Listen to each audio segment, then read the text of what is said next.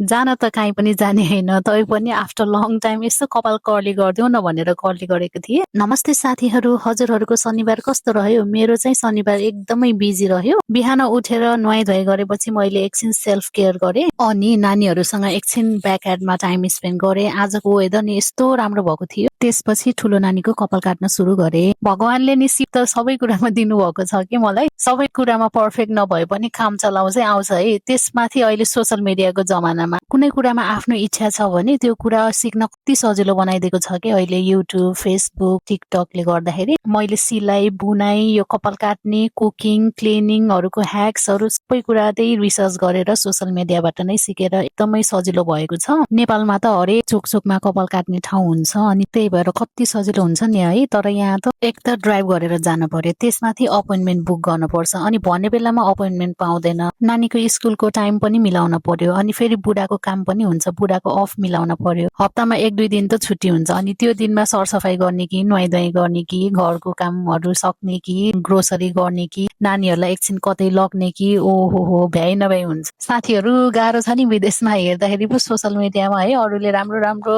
फोटोहरू, राम्रो लाइफहरू मात्र हालेको हुन्छ, त्यही भएर थाहा हुँदैन। तर विदेशमा बस्नेको समस्या भनेकै टाइमको अभाव अनि यस्तै यस्तै कुराहरू हो। त्यही भएर हजुरहरूले यदि विदेश आउने प्रोसेस गर्नुभएको छ अनि भिजा लागेको छैन अनि काम सक्सेस भएको छैन भने चिन्ता नगर्नु, किनभने कतिजना विदेशमा बसिरहेको नेपालीहरूको सपना चाहिँ हजुरहरूले जिउनु भइरहेको छ। मलाई लाग्छ प्राय नेपाली जो विदेशमा बसिरहेको छ नि उनीहरूको सपना भनेको भविष्यमा धेरै पैसा कमाएपछि चाहिँ नेपाल जाने भन्ने नै हुन्छ। मान्छेलाई नि आफूसँग जे छैन त्यसकै इच्छा लाग्छ कि। अब पहिला हामीलाई विदेश आउन मन लाग्थ्यो, विदेशको लाइफ बिताउन मन लाग्थ्यो। अब अहिले विदेशमा छौँ, फेरि अहिलेको सपना भनेको नेपाल फर्किने हुन्छ। त्यही भएर हजुरहरू यदि नेपालमा हुनुहुन्छ अनि हजुरहरूको काम सक्सेस भएको छैन भने चिन्ता नगर्नु, किनभने हजुरहरू हाम्रो सपनाको लाइफ बिताइराख्नु भएको छ। अनि अर्को कुरा भनेको यदि हजुरहरूको भिजा लागिहालेछ, विदेश आउँदै हुनुहुन्छ भने चाहिँ अब यस्तो बेसिक कुराहरू कपाल काट्ने अनि कपडा सानो बनाउने, खाना पकाउने जस्ता कुराहरू सिकेर आउनुभयो भने हजुरहरूको लाइफ इजी हुन्छ। Happy weekend. Thank you for watching.